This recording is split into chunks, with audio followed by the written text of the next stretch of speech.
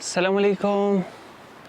आप लोगों को पता है कि इंग्लिश ज़बान में सबसे ज़्यादा कन्फ्यूजन किसने क्रिएट किया है?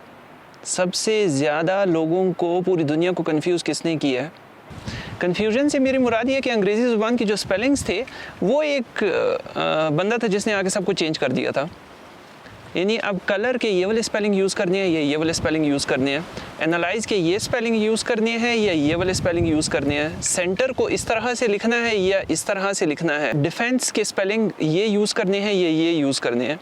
ये कन्फ्यूजन किसने फैलाई, आइए देखते हैं। मेरियम वेबस्टर डिक्शनरी का नाम आपने सुना होगा। अब ये मेरियम वेबस्टर डिक्शनरी में वेबस्टर जो है ये एक बंदा था, इसका पूरा नाम था नोहा वेबस्टर। नोहा वेबस्टर को अंग्रेज़ी ज़बान ठीक करने का काफ़ी ज़्यादा शौक़ था और वो काफ़ी ज़बान का माहिर था। यूएस वाले जो है वो ये चाह रहे थे कि अपनी ज़बान को थोड़ा सा ब्रिटिश से डिफरेंट करें, तो ये नोहा वेबस्टर ने जो है वो इसी तरह का कुछ काम ये स्टार्ट किया था, जिसकी वजह से ये बहुत ज़्यादा सारे डिफरेंसेस और कन्फ्यूजन क्रिएट हो गई थी।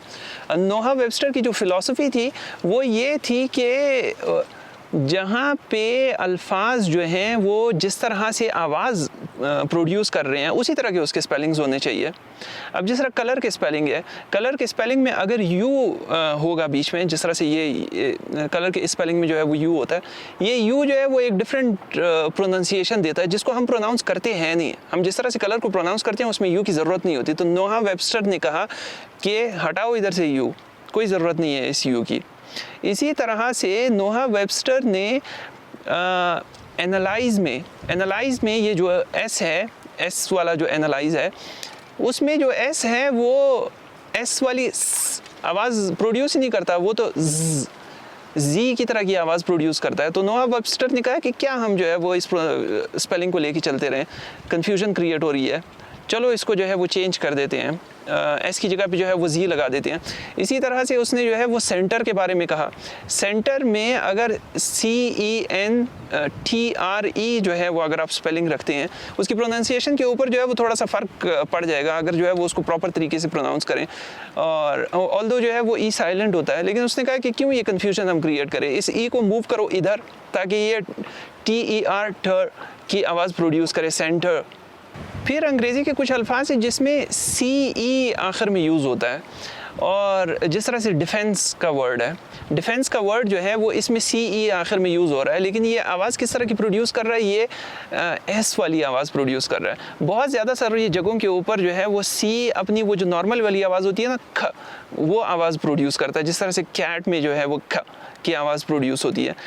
तो लेकिन इन अल्फाज के दरमियान जब ये सी लगा हुआ होता है तो वो CE जो है वो S की आवाज़ प्रोड्यूस करता है, जैसे ये डिफेंस है। तो इन सब कन्फ्यूजन्स को ख़त्म करने के लिए उसने कहा कि क्यों ना यार CE की बजाय इसको SE कर देते हैं, C को हटा के S कर देते हैं। तो ये सारा ये जो रीवैम्प का एक इनिशिएटिव जो है नोहा वेबस्टर ने जो है वो इनिशिएट किया था, उसकी वजह से अंग्रेज़ी ज़बान बहुत ज़्यादा कन्फ्यूजन फैली हुई है। अमेरिकन और ब्रिटिश जो हैं वो ख़ुद तो इतने कन्फ्यूज़ नहीं हैं, उनको इतने मसले नहीं हैं, लेकिन ये जो सब कॉन्टिनेंट और वो वाले लोग जिनके लिए इंग्लिश लैंग्वेज जो है वो सेकेंड लैंग्वेज है, उन लोगों के लिए बहुत ज़्यादा जो है वो इशू क्रिएट हुआ हुआ है। नोहा वेबस्टर ने ये वाला सारा रीवैम्प की एक्सरसाइज जो थी ये की थी 1806 में। प्रॉब्ली उसने अपनी एक डिक्शनरी बनाई थी, मुझे डिक्शनरी का नाम याद नहीं है, मैं लगा दूंगा इधर। बाद में जब वेबस्टर की डेथ हुई थी तो उसकी डिक्शनरी के राइट्स जो हैं वो दो भाई थे, जॉर्ज एंड चार्ल्स मेरियम, उन लोगों ने इसकी डिक्शनरी के राइट्स एक्वायर कर लिए थे और इसकी डिक्शनरी को मेरियम वेबस्टर के नाम से उसको डिक्शनरी को इशू किया था। सो ये था नोहा वेबस्टर के बारे में कि अंग्रेज़ी ज़बान को सबसे ज़्यादा कन्फ्यूजन का शिकार करने वाला जो बंदा था वो कौन था। Thank you for watching, see you in the next video.